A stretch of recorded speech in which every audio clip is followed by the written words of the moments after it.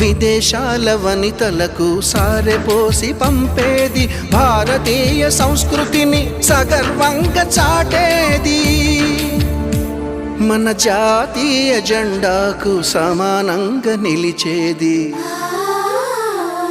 చీరలోని గొప్పతనం తెలుసుకో, ఈ చీర కట్టి ఆడతనం పెంచుకో. సింగారమనే దారంతో చేసింది చీర, ఆనందమనే రంగులనే అద్దింది చీర, మమకారమనే మగ్గంపై నేసింది చీర. చీరలోని గొప్పతనం తెలుసుకో,